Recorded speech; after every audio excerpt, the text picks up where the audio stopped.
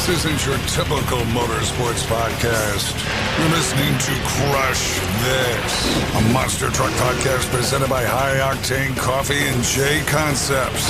A show where we take you inside the minds of your favorite drivers, past and present, of the monster truck industry. And now, your hosts, Brad Shaw and Dan Chichagash. Buckle in. The show starts now. What's going on, everybody? This is Brad from Crush This Monster Truck Podcast. Welcome to the show. Cheech is, I believe, at an RC race this week at Lonnie and Jason Childress' shop. So I'm going alone this episode. It's gonna be a hangout session, just a chill stream. Talking and BSing with all you guys. So yeah. So we'd like to thank our sponsors as always: High Octane Coffee, Joey Sylvester, J Concepts, Back Channel Productions with Nick Davis, 6B Apparel, awesome crew shirts, $100 a pop. Either message me or Dan, and JB Scale Graphics, who do RC wraps and stuff for a lot of the teams in the industry. So like Bigfoot, Bad Habits, Obsessed, like they do a lot of stuff. So yeah, so let's hang out. Let's chill for a bit here, guys. A little bit of a different episode. Like I said, I'm going it alone. Cheech is doing RC stuff.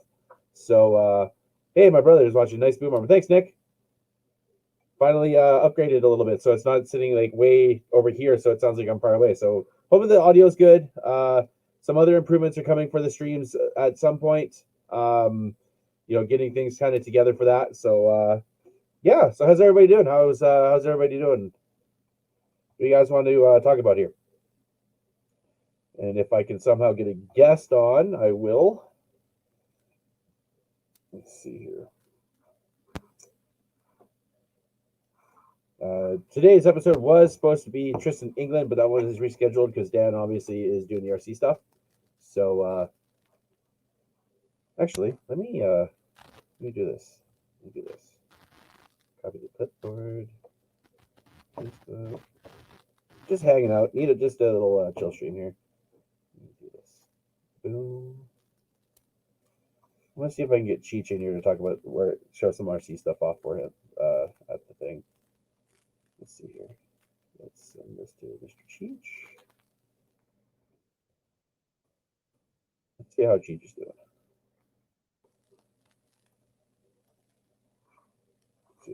Let's also see. Let's go.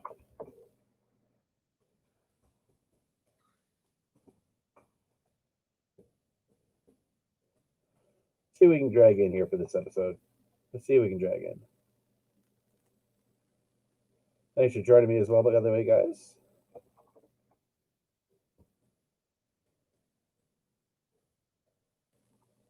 Let's see who wants to shoot the breeze here.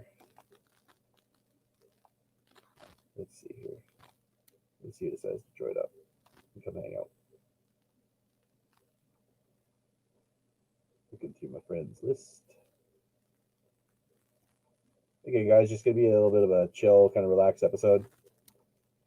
Nothing too serious on this one today, so let's see here.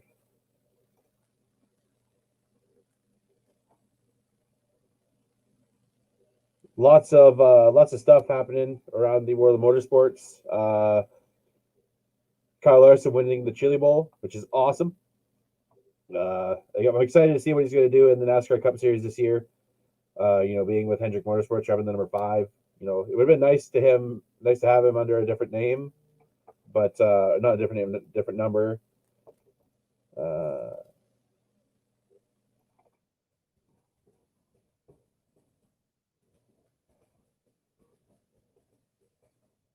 It would have been cool to see him under the number 57. The number he runs in the sprint cars and stuff. So, but number 5, it'll be good. It hasn't been around for a long time. So, it's going to be good to see what he's going to do with that team. I try to watch as much NASCAR as I can. I'm more of the drag racing guy. I like NHRA. That's kind of what I prefer to watch. It's going to be interesting to see what's going to happen with this season in the NHRA. John Force sat out a lot of the last season once COVID hit, so it's going to be interesting to see what his team is going to do this year. Don Schumacher Racing losing a few drivers, sponsorships ending. I think it's Tommy Johnson Jr. and Jack Beckman are out of a seat this year, which is unfortunate. I'm a fan of both those guys. Tommy Johnson, especially back in the 90s, driving the Mopar Top Fuel Dragster, family-owned one, not the Darryl Gwynn one that Mike Dunn drove. But it's going to be awesome to see what's going to happen in the new year. Tony Stewart testing and getting his license in an alcohol dragster. So, because now it's public knowledge that he's, linked up with Leah Pruitt. I think it's Pruitt now. It was Leah Pritchett. Is it? I don't even know anymore. It's like every single season she has a different last name. It's kind of, it's weird. Let's see here. What do you guys want to talk about? What do you guys want to chat about? Let's get into some discussions here, guys. Let's do it.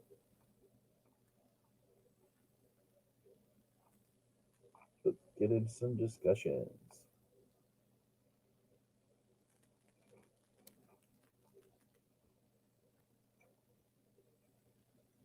So, first quarter's already started with Monster Jam. They did that event in, I believe, it was Salt Lake City at Vivint Smart Home Arena. And lots of awesome stuff came out from that. Jurassic Attack, David Olfert, Too Tall. Hoping to have Don Frankenstein soon. We're gonna. I've had an idea of doing an all Canadian episode. So history of monster trucks in Canada, stuff like that. John, Monster Truck Diecast. I don't have a lot. A lot of them are in my bedroom. I keep them kind of in safe keeping. I have a couple of Kings of Crunch, some Hot Wheels. I have the Steel Titans 2 Gold Gravedigger one that came with the bundle. Steel Titans 2 is coming out, which is awesome to see. Even though it's not like Rigs or Rods or BMG level, it's still a fun game. I play it a lot. I have a couple Spin Masters. The distribution here in Canada isn't that great for a lot of the Spin Master stuff. Let me adjust this here. Oh, don't want that to come out. Oh, there we go. I'm still getting used to this boom arm here, guys, so bear with me. Yeah, there we go. Hopefully the audio sounds okay to everybody. Hopefully it sounds better than it has. Is it moving on its own? It is moving on its own. Okay, hold up.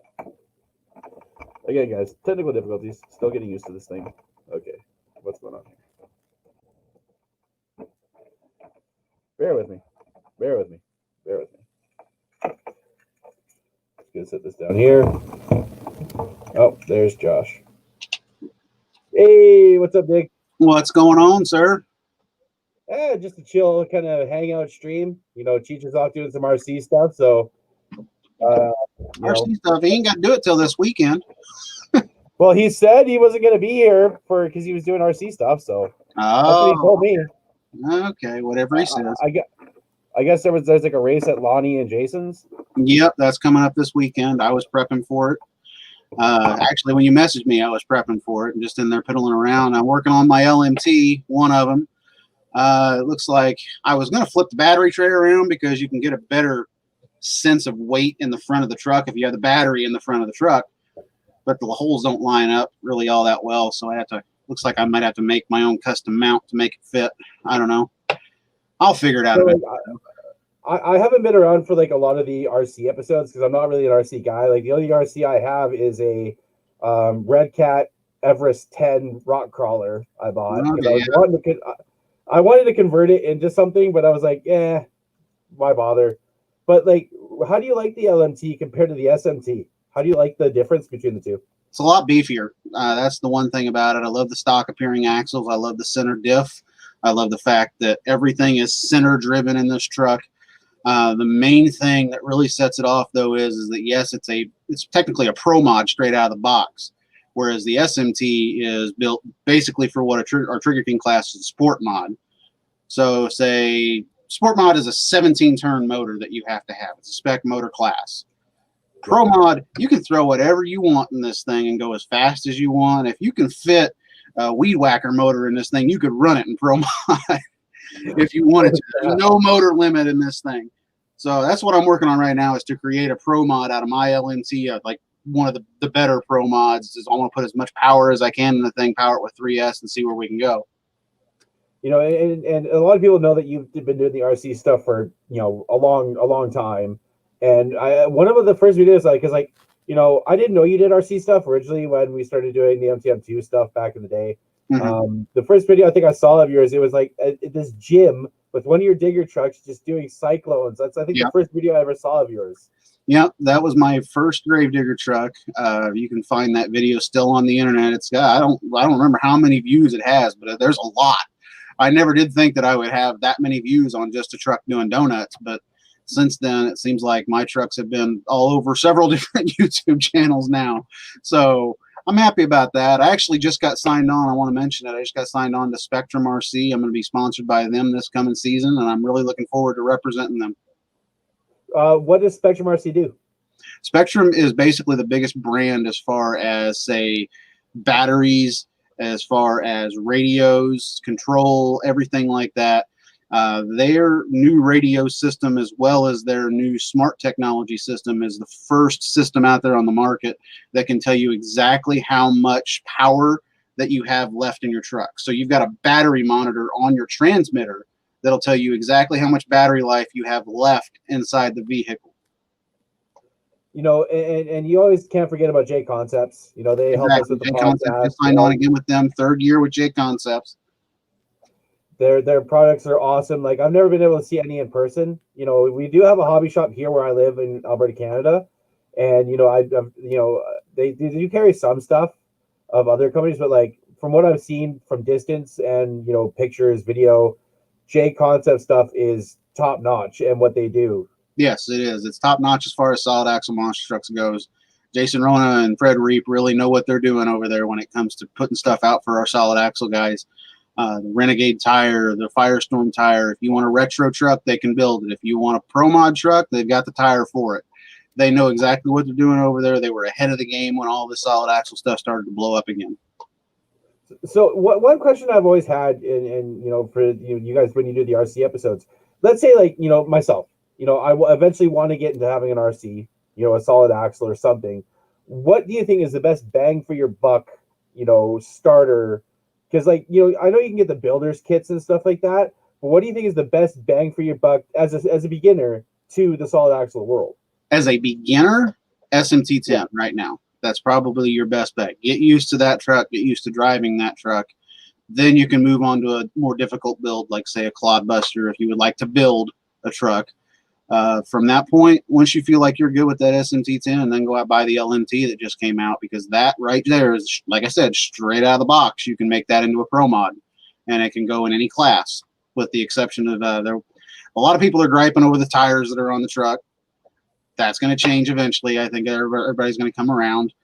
I mean, you should be able to run that tire as well as you should be able to run the J Concepts tires, as far as I'm concerned, in any class. But like I said, if you want to start out SMT, when you get a little bit better and you feel like you can control that truck, jump straight into an LMT.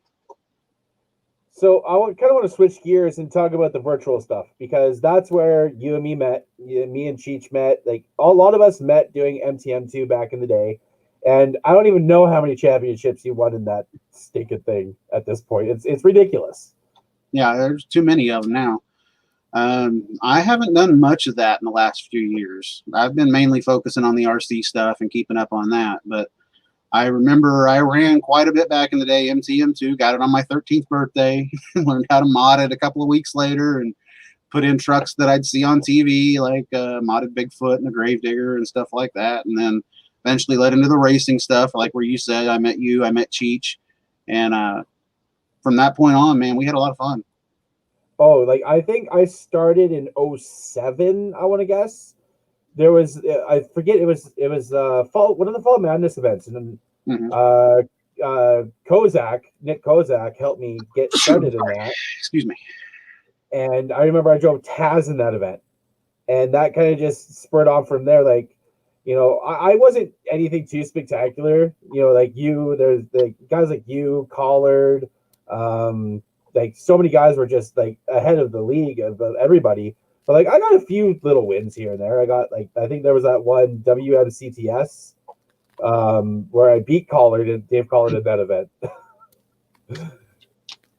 Yeah, I remember that. That was a little county fair series that we did, and we all tried to drive realistically on those old tracks where you would just basically, if you ever built an MTM2 track, it was literally just a little ramp that you would lead up into the obstacle, and you had to set the obstacle to a no collide, because if you had it at a collide, you were just going to run straight into it.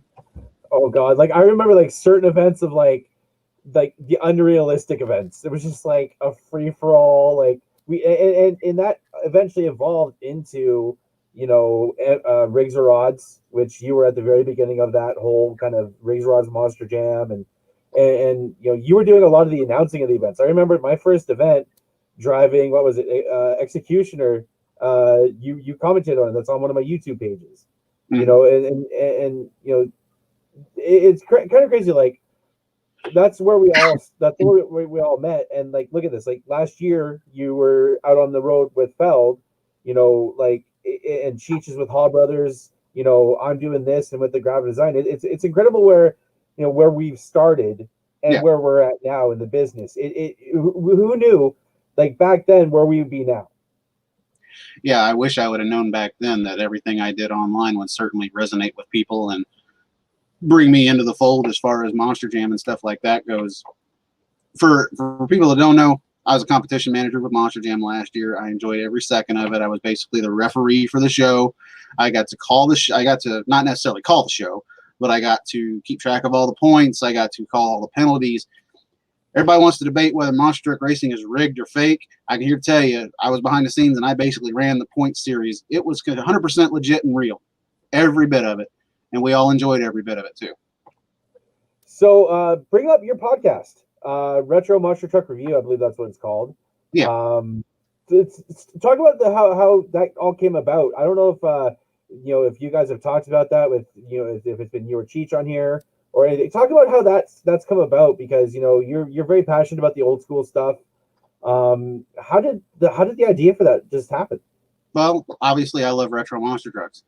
I was sitting. It was kind of funny. I was watching Return of the Monster Trucks just on YouTube. I've seen that probably 60 times in my life. I thought, you know what, let's make it 61 today. I'm going to watch it. And the more that I was sitting there watching it, the more, for some reason, it just dawned. I think another podcast was on in the background and I was listening to it. And I'm thinking, I don't know if anybody follows along with pro wrestling podcasts, but that was one of the ones that was on there. And Conrad Thompson, who is on that, does a really... Which one were you listening to? I can't remember if it was Something to Wrestle With or if it was 83 Weeks, but those are the two that I do the most. I binge those at work. I listen to all of Conrad's podcasts.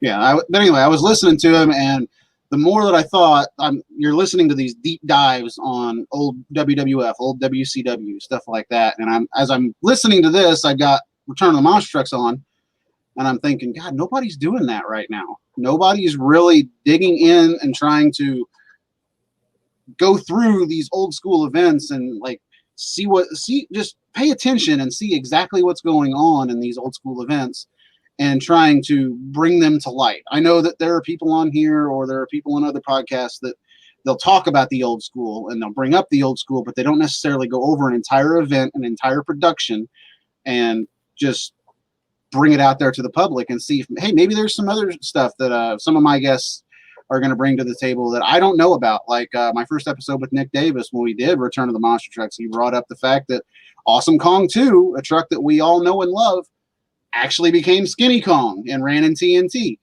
Did not know that. My mind was blown. That truck was actually extended out, turned into Skinny Kong, and that's what ran in TNT. Oh, wow. Yeah, that was one of the things that I could not believe whatsoever that he had told me. And just another thing, too, is you get to talk old school monster trucks with a buddy. Yeah. I can't wait till you start talking about the Penda series, because that's what I remember as a kid. That's what I grew up on, watching anything Diamond P back in the day, the American Sports Cavalcade. That's a passion of mine, and it's even like old school NHRA. Like I'm going to be doing some more stuff about that this year. What do you think? So with your podcast, are you going to go to are you going to stick with the '80s for a little while, or is it going to go different places every episode? Right now, I'm sticking with 87, 88 era. After I get out of 87, 88, then I'm going to kind of bounce around a little bit. I do eventually, towards maybe later this year, I want to do a complete deep dive on what I feel is still to this day the greatest season in monster truck history, and that's 1990 TNT. There's so much going on in that particular era of monster trucks. That's the beginning of a new decade. That's Bigfoot 8 coming into TNT. Bigfoot 8 getting banned. There's lawsuits to talk about. There's all sorts of different things that you can talk about in 1990 TNT era. And that's one of the things I want to do a deep dive on with a few different people, is just talk about 1990 TNT and go from there. But for right now, like I said, sticking with 87, 88, the early days of monster trucks, which is kind of where it's the beginning of the podcast. Why not start with the beginning of the sport? Yeah. And if you need anybody to talk about Penda, I'd be willing, man. I still watch a lot of that today. Yeah. Especially 94. I think for some reason, Penda in 94 and NHRA in 94 for me are some of the best seasons of racing ever.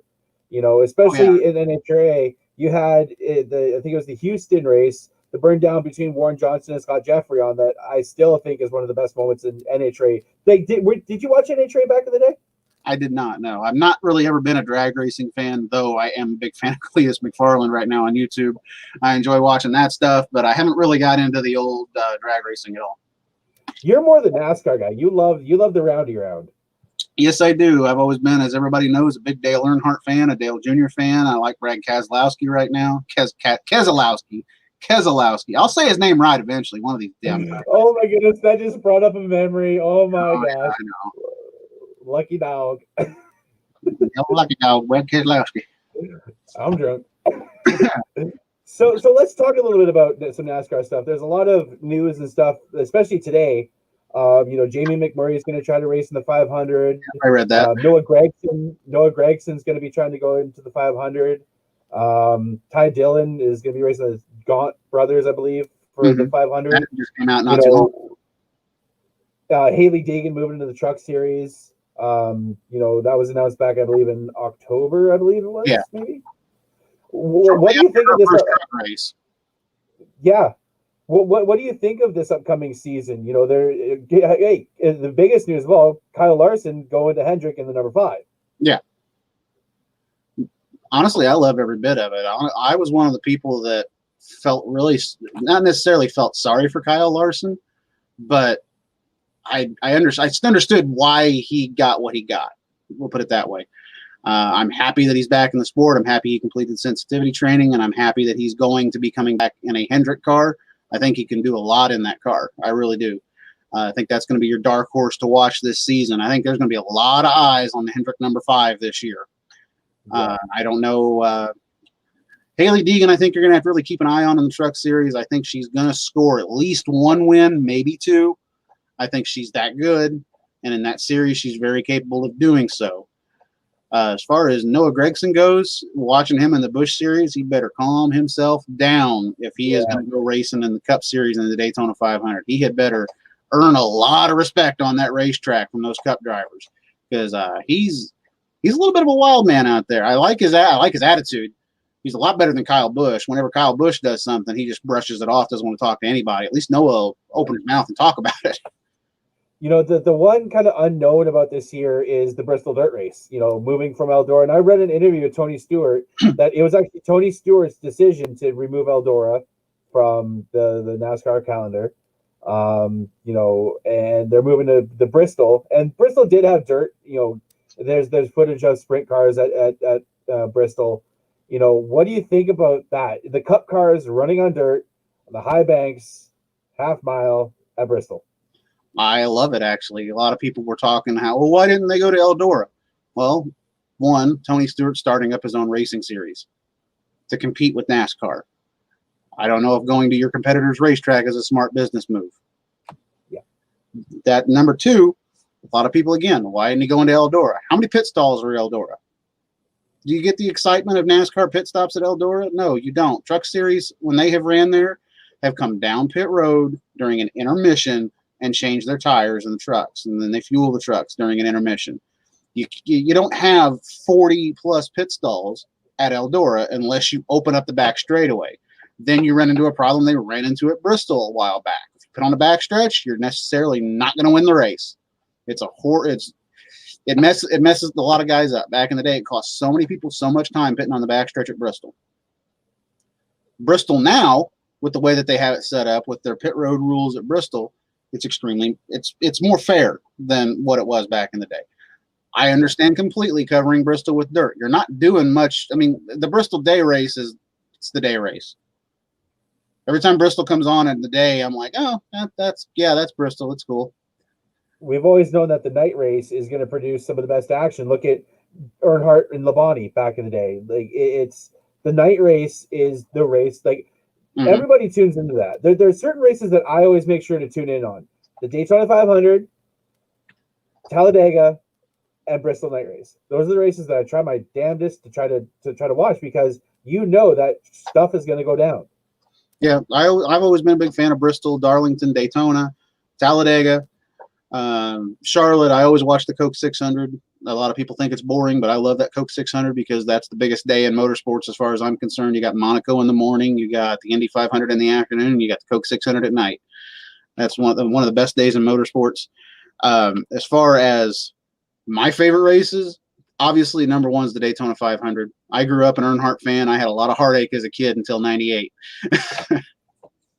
I can imagine. I'm just trying to find the schedule here for NASCAR, because there's a lot of different tracks that have been a lot different this year than it was the previous years.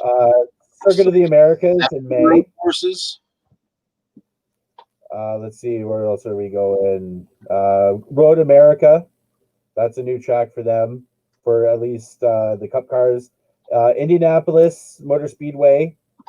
They're going to be at the road course this year, so no, that's completely different. And they had to do something different there. I don't remember what year it was, but they had a race where almost every 10 laps was a caution because Goodyear's tire that they had chose to bring just got ate up. And it seemed like every 10 laps, yellow flag was out for somebody blowing a right front and hitting the wall. And that race killed Indianapolis because they had a sold-out crowd there, and they had people leaving and wanting refunds after that race. And ever since then, attendance has gone down and down and down. They got to do something in that market to bring it up. So I understand the road course there. The All-Star race is going to be in Texas this year, so it's not going to be the weekend before the Coke 600. So that's going to change a lot of different stuff for them. Yeah, I'm not a giant fan of that. I'm still stuck in the fact that I want the All-Star race at Charlotte. I want the Coke 600 next weekend. If you're going to do that, if you're going to change it up a little bit, then put it someplace where it really mattered. I mean, they put it at Bristol last year, but it didn't really do much because they've not necessarily ruined Bristol, but the track's not what it used to be in the 90s.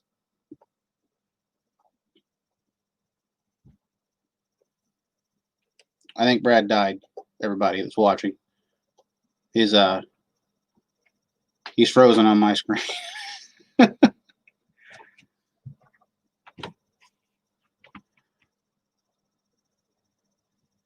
Yes, someone got a new chair, and I'm enjoying it, Isaac. It's a very nice chair. I don't know exactly what happened to Brad here, so I'm just going to sit here and talk until he comes back. He was talking about NASCAR.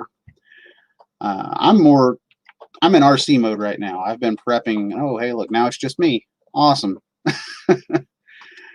I've been prepping for the Childress race coming this weekend, as Brad was talking about it, and I was talking about at the beginning of this, and I've also been prepping an LMT to get ready.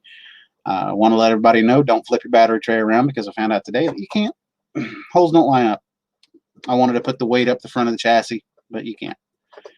As you can still see behind me back there, there's two boxes from the LMTs that I just got, as well as the LiPo charger the LiPo box that I just got up on the very top. Still got to break those down, get them gone. But Monster Jam and AEW. Yep. I've been watching a lot of AEW here lately, John. That's a decent little program. I don't know that they particularly like I lost what I was going to say there, but I don't know that they're my brand just yet, but with the way WWE is going, I like AEW.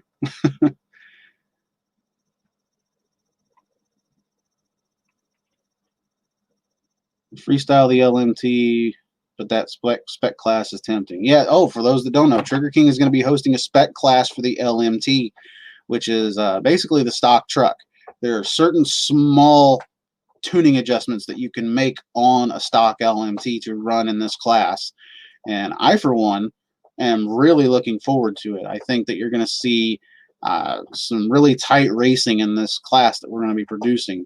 Losi has jumped on board to sponsor the class, and they're going to be giving us as much social media attention as they can. And I can't wait for the spec class. At first I was kind of down on it. Then whenever I started reading more on it, hearing more about it, and then when we announced it, the more excited I got. I'm actually really looking forward to running the LMT. I've got 2 LMTs right now that I planned on freestyling. Now I'm going to have to get a third just for the racing in the spec class. Make sure I have a Gravedigger in there too, just like I do in Pro Mod and Sport Mod and Retro. I do not know where Brad went. Says his power went out. He'll be back in a minute, so I have to entertain you guys for about a minute. I was not prepared for this tonight.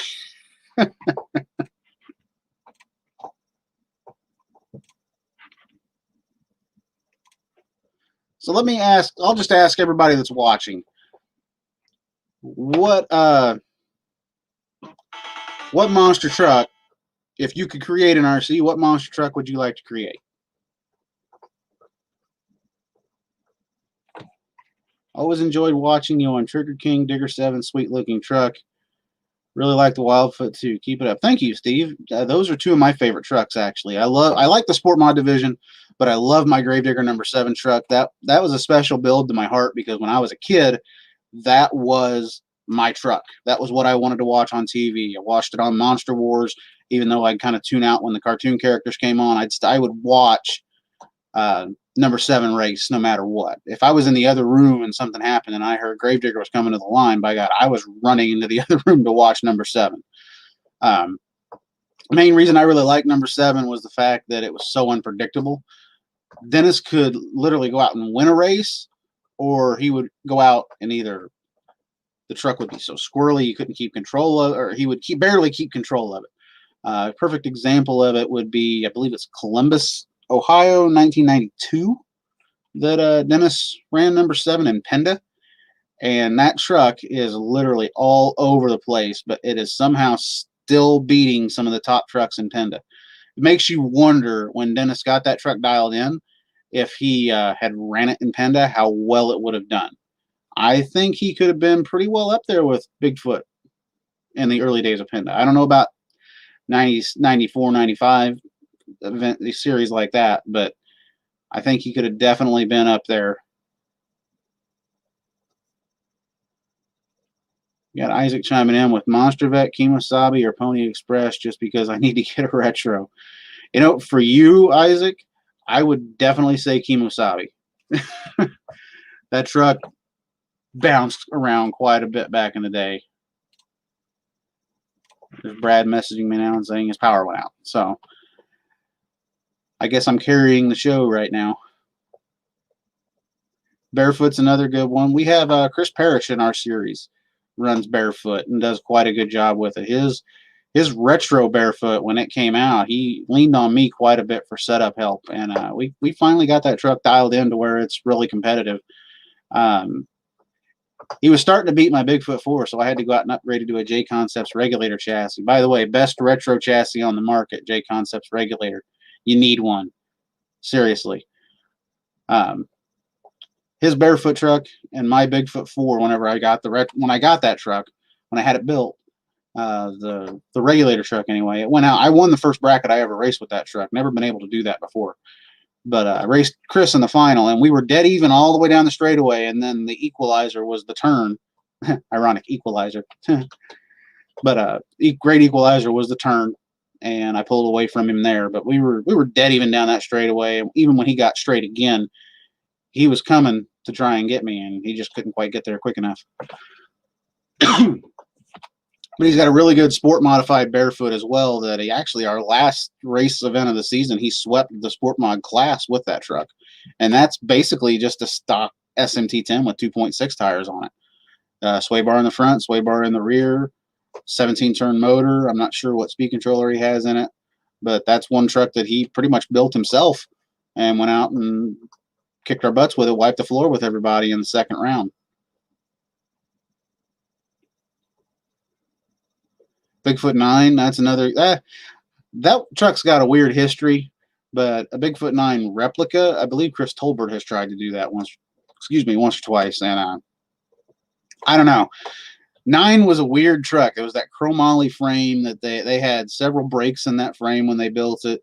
If anything, actually, Michael Arndt has built an incredible looking Bigfoot 8 replica. I have thought of trying to do 14 as the sport mod build with an SMT10 base, just like I did my Digger 7. But I almost want to do it with the LMT axle now, because the LMT is just, that axle is so much more scale. You just see my dog in the background. Probably going to get her a drink. She's been chewing on a chew toy the entire time behind me.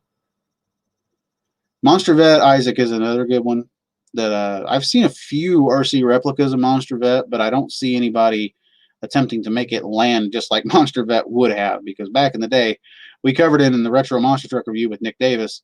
That truck had absolutely zero suspension.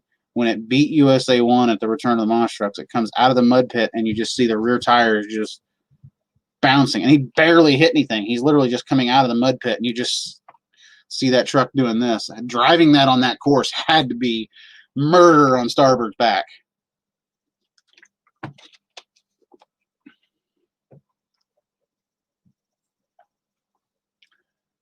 Brad, it's been more than a minute. Just checking to see where you are, if you can hear me.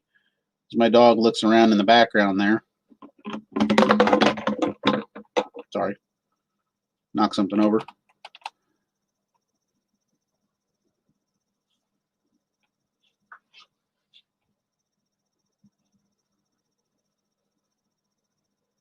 Don't know exactly what he's doing there, ladies and gentlemen. Don't know exactly what's going on. Just waiting. But anyway, I'll go ahead and talk about Retro Monster Truck Review while I'm sitting here. Y'all want to go give the page a like? It's Retro Monster Truck Review here on Facebook, as well as Retro MT Review on Instagram. Working on the third episode, which is actually technically the second episode. Unfortunately, I had a recording snafu with the second episode. I was going to have Chris Parrish on. We talked, and we actually did a really about an hour and a half long conversation about the old Moto Rock Monster Truck or Monster Madness VHS tape, and it was a really good conversation. And I'm so bummed that recording failed, and unfortunately, we're gonna wait a little bit before we talk about that one again. The main reason we're gonna do that is because we want the conversation to be fresh, and we want it to be to where it appears that we're not redoing a whole episode. So that's the main reason that I haven't released the second episode, because obviously the audio got messed up. Tomorrow I am recording the third episode, which will be Louisville 1987. I'm going to have Doug Welker on, and we're going to talk about that entire racing bracket. That was a unique show. You had Army Armstrong and Dave Grimm announcing, as well as Don Breitweiser. Listed as a driver of Bigfoot, and he was like the expert analyst, and he looked like he really changed and wanted to be part of that show. It's an interesting time in the sport, we'll put it that way. You had so many guys trying out different things, but still none of them could quite get there to chase down that big blue Ford truck. There he is. He's back, ladies and gentlemen. I don't know what happened. All of a sudden, the power went out. I had nothing, no internet, nothing. It just flashed, and I'm like, oh, great. And it normally takes my computer like forever to turn on at times, it seems, because there's so many programs. So apologize about that, guys, and thank you, Dig, for kind of taking the reins there. Oh yeah, that was a fun raindrop. What have you guys been talking about? I was just talking about the next episode of Retro Monster Truck Review that I'm going to be covering with Doug Welker. Okay, what are you guys going to be talking about? Louisville '87. That was the TNT event where it was the hill, cars, and then almost like a little bump at the end, and that's where you saw Crimson Crusher do that famous rollover racing Mad Dog where it endoed. So when are you going to be covering the Louisville figure 8 between Bigfoot and Carolina Crusher? That's what I want to know. Yeah, that one's going to be a special episode. Trust me. I want to get somebody special for that one, because that to me is still, to this day, probably the greatest racing bracket in monster trucks. And what gets me about that is a lot of people sit there and they look at that race between Bigfoot and Carolina Crusher. They think that's the final. It's not. I think it's one of the greatest races in monster truck history. It's the greatest comeback for sure. Oh, 100%. That just showed the talent of Andy Brass alone. Like, yeah. Put him in any truck, and he will wheel it like nobody's business. Yeah, at that time he'd been driving 8 for most of the season, and then for that particular event, I don't know why they pulled John Pyant, but I think they made the right choice. Oh, 100%. Pull Pyant and put Brass in that truck, because Brass knew his way around Louisville, and he showed it. That still boggles my mind. Like, it's just like Andy Brass in general, I think, hands down, will always be one of the top drivers. I think, like, he retired at the end of '94 season. I think he still would have been competitive in the years after that. I think he would have been as well. Honestly, after the Craftsman Truck Series didn't quite work out the way that he thought it was going to work out, I'm surprised he didn't come back to Bigfoot and run 1 or 2 more seasons. I mean, he could have done it easy. I mean, if he would have came back and ran, maybe not even for Bigfoot. Say he goes back and drives Samson. What would have been like? Exactly. Seeing just like how insane would it be to see Dan Rente in the flagship truck Bigfoot versus Andy Brass in Samson? Like, how, like, it like, those fantasy matchups are always incredible to think about. What would happen. That's one thing that I enjoyed talking with Nick about, and when we did the Return of the Monster Trucks, we had the whole what if scenario between what if USA 1 had beaten Monster Vet and took on Bigfoot in the semifinals. We both wondered if either driver would let up going into that corner, or if we would see Bigfoot and USA 1 run into each other. Or, like, what would have been if, like, let's say at the World Finals, Tom Mentz, Max D versus Captain's Curse, Alex Blackwell. What would have happened if, whatever happened? Yeah, what would have happened? Like, it's those what if moments, especially in the monster truck industry. Like, I think one of the best, single-handed runs by anybody is still Andy Brass, Lima, Ohio, the wheelie run. I believe that was Lima. Yep, that was the wheelie run. I actually recreated that last season in Trigger King. I was so happy. I heard nothing but people talking to me about, man, you need to redo the wheelie run. You need to do wheelie run. The truck's not set up for that, but it did it in our little Penda drag. And I was so happy. It's like, finally, when somebody says that, I'm going to say, just go look at this video, because it was done. If you were to take a driver from today and line up against Andy Brass, who would you line up? And we're talking about, the modern day drivers, like a lot of, like, I think, lining up, especially straight line drags, maybe Jamie Garner in Overboard. He's always been competitive whenever Throwdown does straight line drags or at Miami. Like, who would you like to line up against Andy Brass? An interesting choice, but I would say Tyler Meniga. Ooh. I think Tyler could do a really good job in a current truck. You give Andy the same equipment, you make it even between both those guys. I think that's a hell of a race. I don't know who wins. I really don't. Tyler can do things with a monster truck that not one person on this planet can replicate, as far as I'm concerned. Yeah. Like how would you think, like, let's say, Andy Brass driving current day, do you think he would, like how he would do it freestyles, and do you think he would have meshed well with how the times were changing in the sport? Not sure I can say that. Andy was more of a race-driven guy, and it showed because he won 4 championships in a row, 5 with USHR, or excuse me, with TNT altogether. I can't see him really getting the gist of freestyle. I can see him definitely going out and do what Bigfoot's were known for in the mid-2000s, and that's slap wheeling the heck out of the truck. But I don't see him really putting together an extreme flow in freestyle. If Feld would have hired him at the beginning, excuse me, and back then it was SRO Pace, and then it became Live Nation. If he would have gotten in one of those trucks, possibly, but I don't know that I would put him in a top tier in freestyle. Racing, on the other hand, better watch out. Oh God, I don't know if Tom Meents goes on the same streak he did in Goldberg if Andy Brass is also in the field. That just shows, how the sport's evolved too. Who knows what's next in the sport? Over the last 5 years, we've had, in like more insane freestyles than we've ever seen. The 2-wheel skill stuff, which, like you mentioned, Tyler Menninga, like it's stupid what he can do. He makes that truck seem weightless. Most of the time. Mark Schrader said years ago, whenever I believe it was one of Dennis's freestyles, he goes, that chassis is an extension of his body. That is exactly what that truck is for Tyler Menninga. He knows exactly what he's doing behind the wheel.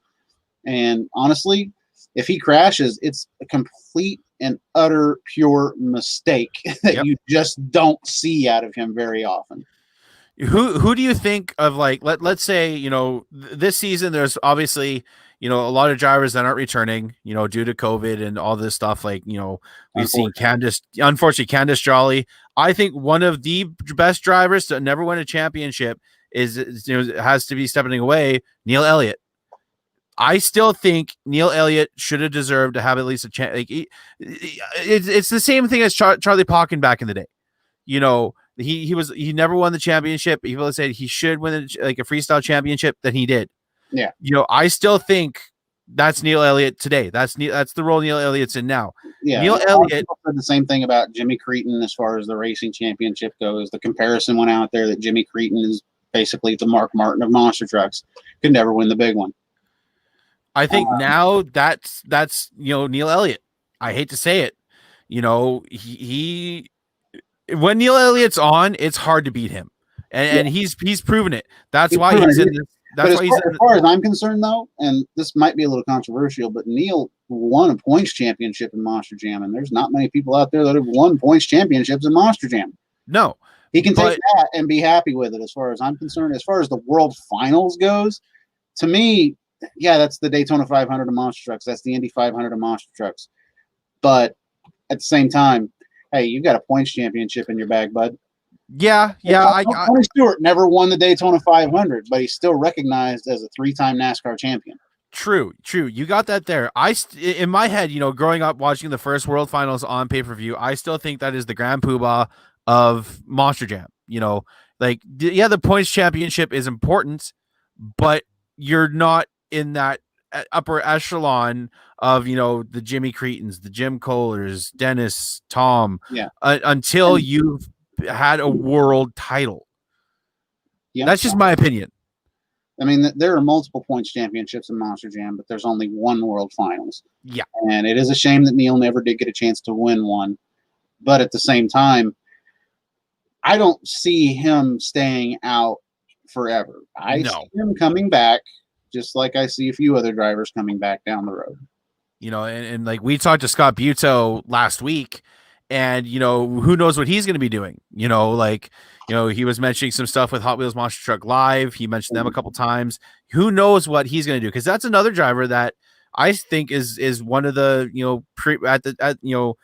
the last couple of years really stepped up. Once he got the Hot Wheels ride, he was in that kind of higher tier, in my opinion, of drivers in Monster Jam. Yeah, he was definitely up there. I don't know about placing him on the same pedestal as, say, Adam, Ryan, Tom, and guys like that, but he's definitely, if they're here, he's here. Yeah. That's kind of what I mean. Like, there's the elite tier is what I'll call, like Dennis, Tom, Ryan, like all like those drivers that at any given night will completely tear their truck up for no matter what, right? Mhm. But then you have the upper echelon, or the top tier. So there's the elite tier and the top tier. And that the top tier is where I'd put Scott Butzo. He can sneak up and get a win no matter what. Like, he's proven it.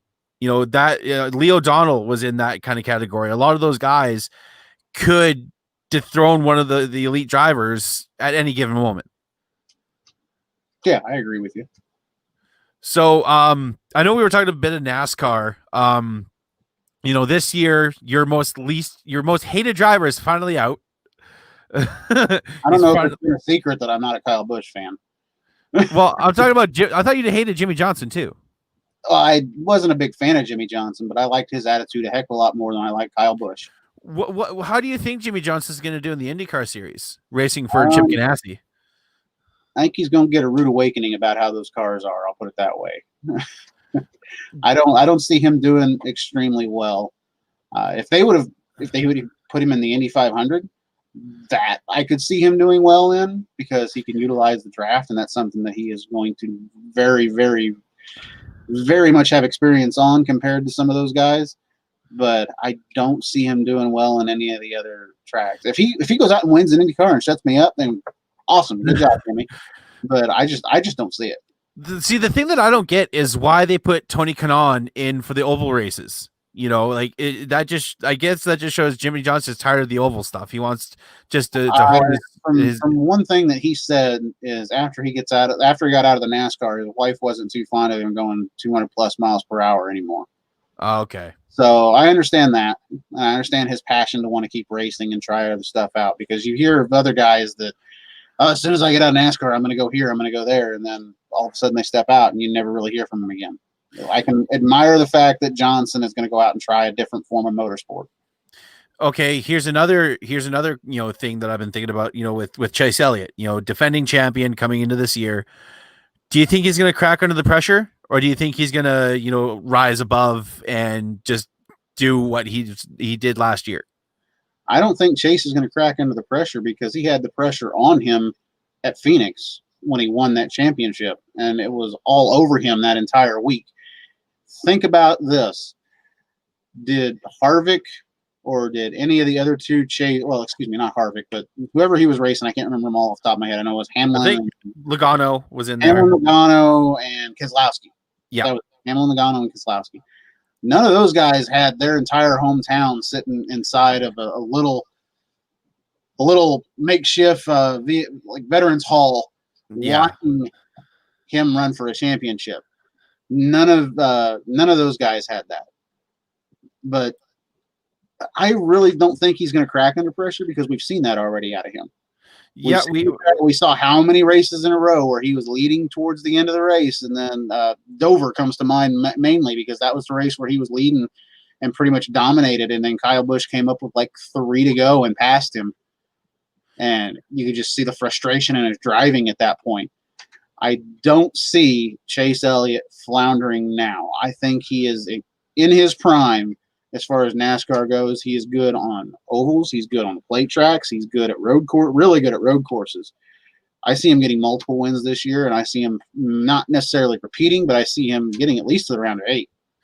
Who do you think is going to be a dark horse this season? I look at a guy like Ross Chastain. He can be very consistent when he was in the Xfinity series, and this is going to be his first full time in the Cup series.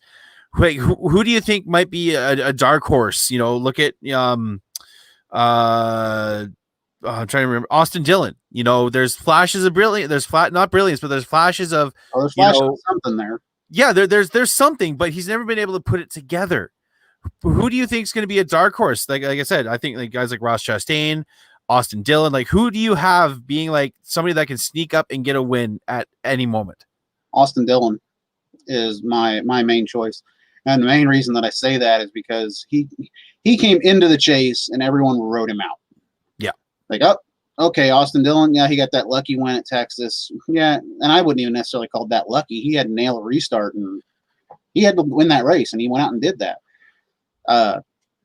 I say Austin Dillon because he snuck into that first round of the chase, and no one expected him to advance. And not only did he advance, he did so in commanding fashion. He had really good finishes. He had a few dominating performances. I think it was Richmond. He almost won Richmond. Yeah. So honestly, I see him cracking off a couple of wins this year. I don't necessarily think he's in his prime of his career, but I think that he can go out there and at least crack off 2 or 3 wins this year. A guy that I think to watch out for this year, even though it's his rookie season, Anthony Alfredo. I'm a fan of his. I watch him on Twitch. I've seen him on iRacing and Twitch and stuff. He had a heck of a crash last season. I can't remember which track it was at, but he had a heck of a crash that he had to come back from.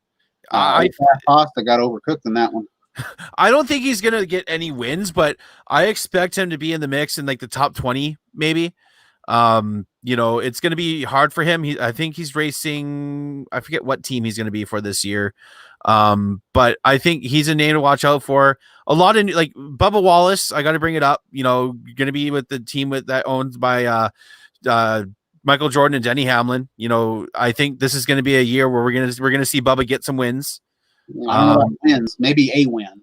Yeah, maybe a win. I don't see wins coming from a brand new team. I like Bubba. I don't necessarily like some of the things. I mean, he's hot under the collar and he pops off every now and then when he probably shouldn't. Yeah. But other than that, I like Bubba. I think he's a strong ambassador for NASCAR going forward. With Jimmy Johnson stepping away, there's a big void of people that have a giant voice in NASCAR. And as far as 2020 goes, the biggest voice in NASCAR was Bubba Wallace. Yep. And I want to see him keep that up. I think the equipment at Richard Petty wasn't, there for him. It's never been there. It hasn't been there since John Andretti was racing that car. And look at who's going to that team now. Look at Eric Jones going into that slot. And that's a talent that they need to listen to. Yes. Because Eric Jones, in all honesty, he had the 20 car. A person who had that same 20 car a few years ago was Joey Logano, who has since gone on to become a Cup champion. Mm-hmm. Everybody wanted to say, "Oh, Joey Logano's a bust." Well, he's got a Cup championship to his name. That's what a lot of busts don't have. Yep. I think Eric Jones is better than what a lot of people think that he is. I don't necessarily know that he can prove that in the 43 car, though. I think it's an unknown season this year in NASCAR. There's a lot of unknowns. There's a lot of things that I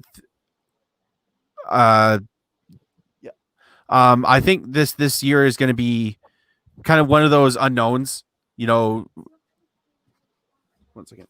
Yes. I tried saying that to you. Sorry. I'm